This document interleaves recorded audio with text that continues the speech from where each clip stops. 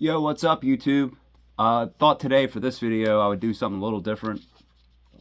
You know, I've done videos before where it's like, I think underrated, and some of these are. But I'm doing videos today. I have a lot of ones here, so I'm just going to go through them bang, bang, bang.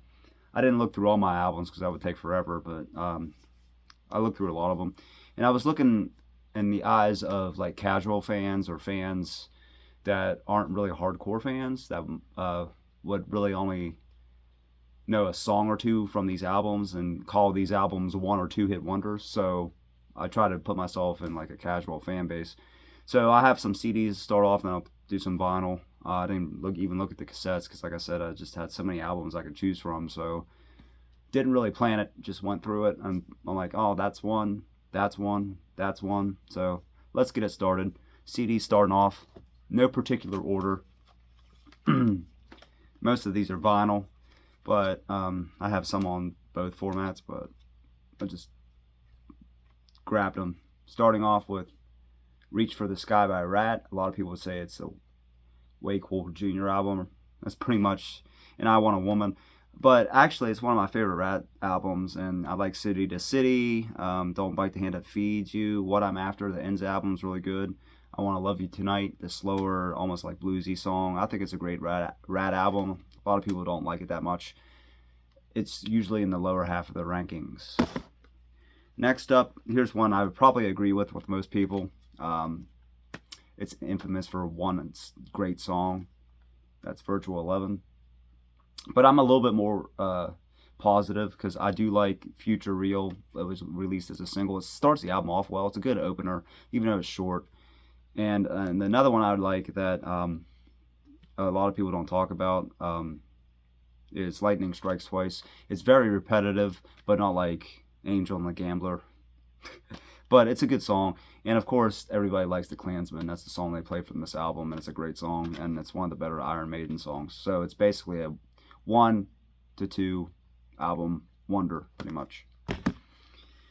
Next up, the same thing. I had this on my ranking as the lowest, and it is their worst album. But I put it on the list because most people would say the same thing, and that's Just Push Play from Aerosmith. Jaded. That's a good song. They played the shit out of it when it came out in the early 2000s on the radio. But I also like Fly Away From Here. They made a video of that, and it's a good ballad. But aside from that, it's a throwaway album. Some people might like Beyond Beautiful. I watched the guy's ranking, and he had Beyond Beautiful as the only good song off the album. So I guess that could be considered because it's not trash, I guess, like the rest of the albums or songs are. But it's just a bad album. This is actually, I just found this out. Look on Discogs that this was released on vinyl. I need to get a copy of this because I don't know if it might get a reissue, but shit, I didn't even know all these years it had a vinyl release, but it's probably hundreds of dollars. Next up, I did this in my ranking. I had it pretty low in my ranking. Breaking the Chains Dawkins. Breaking the Chains, along with maybe Alone Again and Dream Warriors, are like their signature songs. This album is pretty much it, Breaking the Chains. I like Paris is Burning a lot, but it's a live track. But it sounds great. But the studio tracks, besides Breaking the Chains, are all pretty forgettable. I mean, they're all like a band starting out. They're kind of like average at best. Not even average. They're just kind of like filler type songs. But some people like this more. For me, it's just Breaking the Chains and Paris is Burning. The other songs are kind of irrelevant at this point. And the last CD I have here, I was going to put a different album, but I put this one, to Come Back with Steve Perry. I still need to make a Journey ranking. It's probably my second favorite band of all time. Steve Perry's my favorite singer. I just haven't done it because I have no idea the order I could put Journey in. It would be fucking hard to do. And most people know this from When You Love a Woman, the only top 10 hit from this album. And it's really like a light rock type album, kind of like a Steve Perry solo album. It drags and drags and drags. But I do like this album, don't get me wrong. It's Just the Rain is a great song. If He Should Break Your Heart is a good ballad. Message of Love, the other single release from this album, is good. The opening track.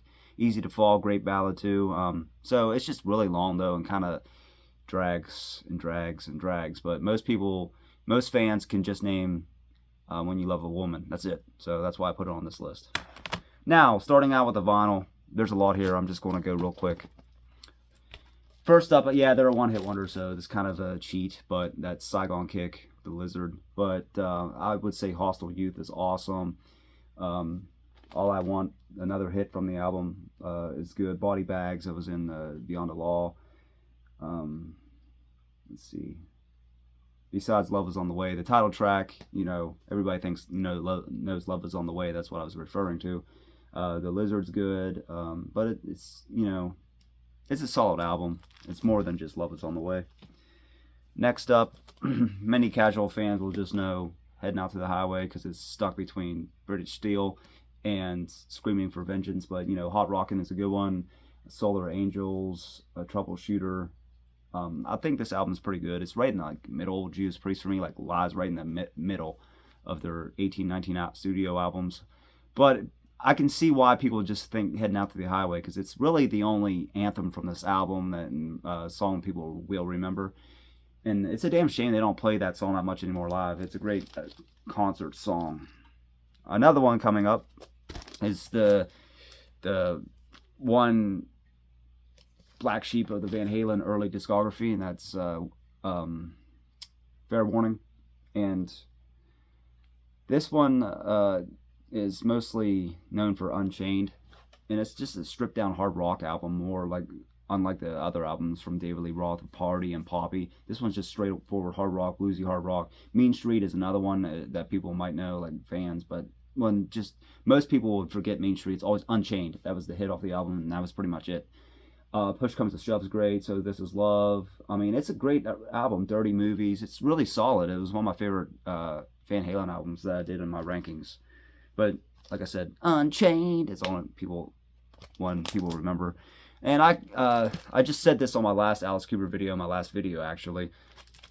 School's Out. I was trying to pick an Alice Cooper album, and then this one just popped right in my head because School's Out is such a famous song.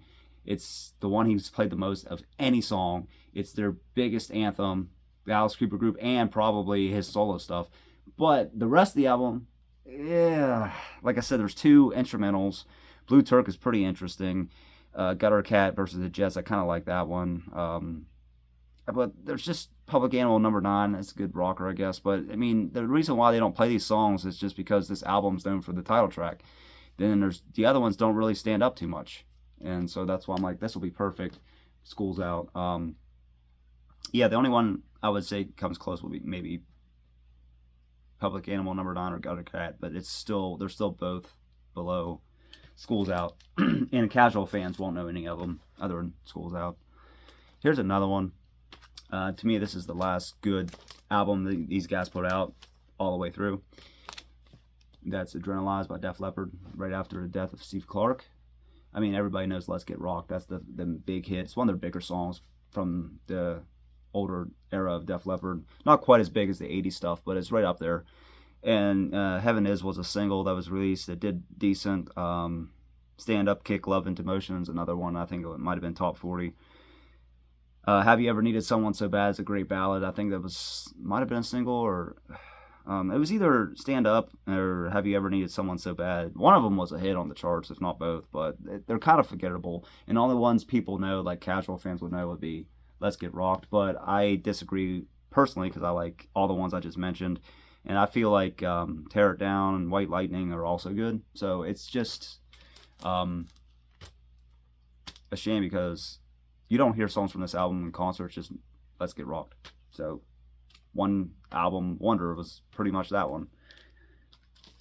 Next up, now this next band, I didn't know which one to put because there could have been any type of era from this band that people would say, oh, it's only one or two good songs on the album. And I put this one up here because a lot of people have it lower, Caress of Steel, and it's the hardest Rush album to get into because it's 2 songs that are like 20 minutes long or 15 minutes long, the Necromancer and what's the name of the other one? Shit, I don't know. I forget the name of it, but it has a bunch of parts. A Fountain of Lemnith, that's it. And to me, I don't listen to it because my ADHD and long ass songs. It's just not what I prefer. But I love Bastille Day. It's a great song. It's my favorite, one of my favorite Rush songs. And Lakeside Park, the two of the shorter songs. I Think I'm Going Bald is a joke. It's a terrible song. It's one of the worst Rush songs. So basically, people listen to this album for Bastille Day and Lakeside Park, and a lot of Rush fans I talk to have it lower on the list because it's such a very. You have I Think I'm Going Bald, and you have the two really long songs that's really hard to get into this album. It takes a lot to digest. But Bastille Day and Lakeside Park, so that's why I'm like, oh, that'll be perfect to talk about. Next up, this one a lot of people hate, and I disagree. I like it. I think it's underrated. That's Quiet Riot 3 with the heavy keyboard sound.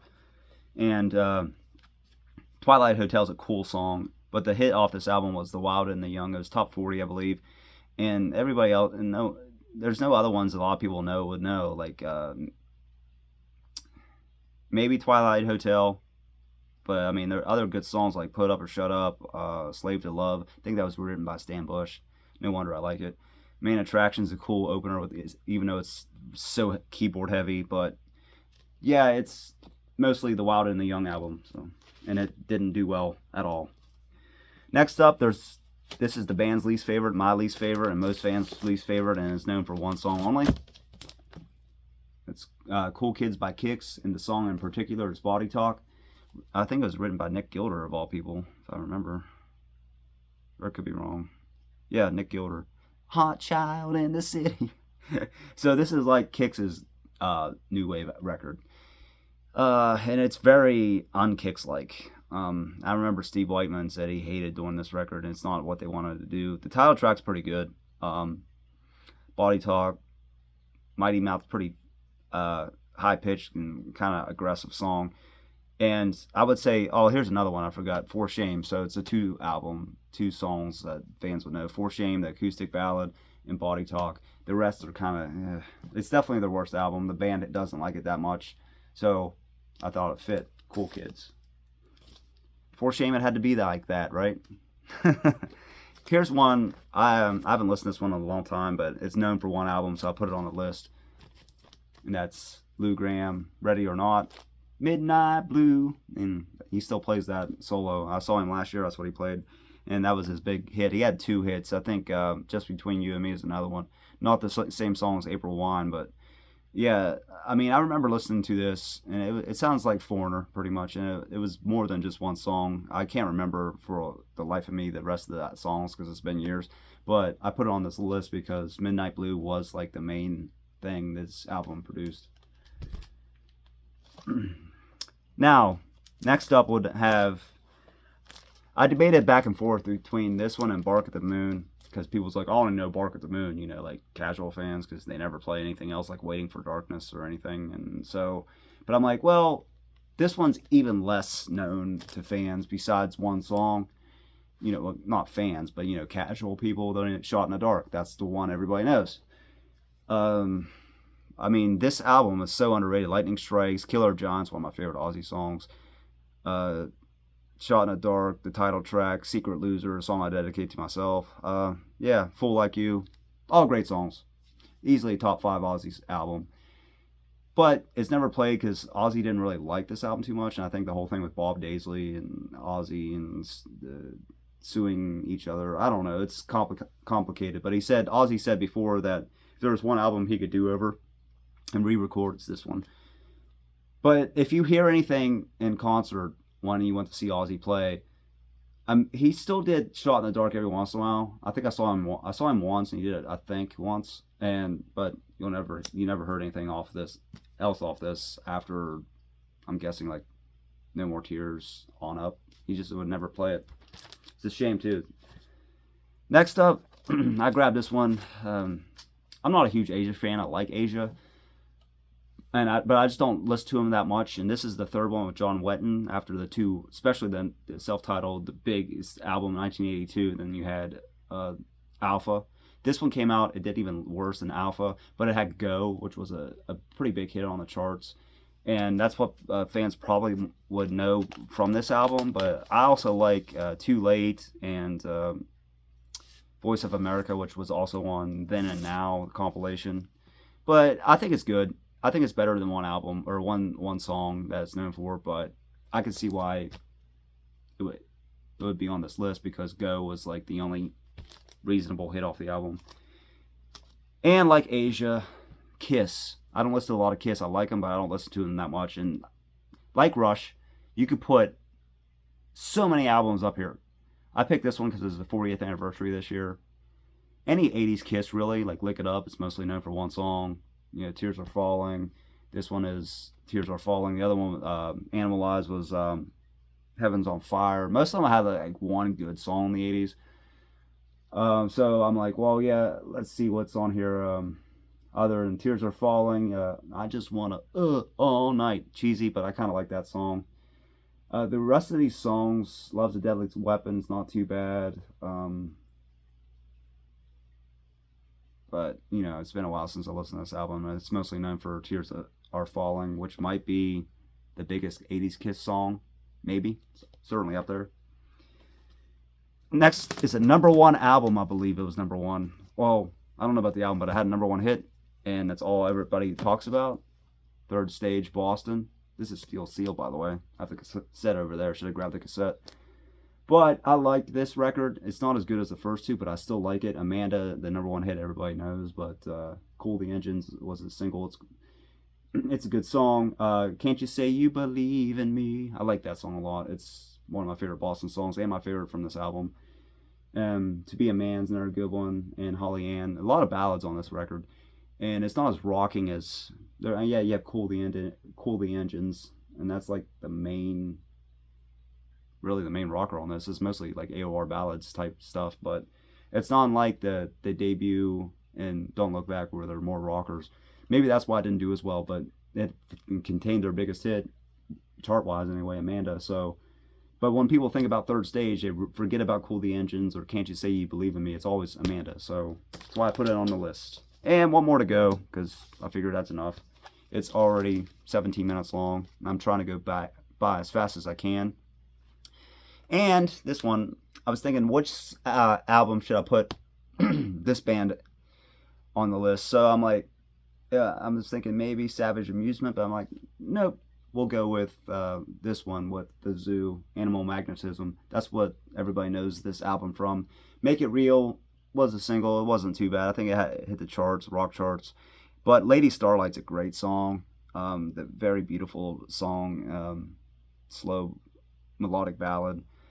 It's one of my favorite Scorpions ballads. Nobody does ballads like the Scorpions. They're easily the best at ballads. And then you have Falling in Love. I think it might have been a single too that fans might know pretty well. But it's mostly just the Zoo. That was like their... Well... I'm trying to think. Love Drive was their first major album, but I think their first major hit was The Zoo. So that's what people associate with this band, or with this album, is The Zoo. And it has one of the simplest but coolest guitar riffs ever. Dun, dun, dun, dun, dun, dun, dun, dun, dun, dun, dun, dun, dun, dun. So that's my list.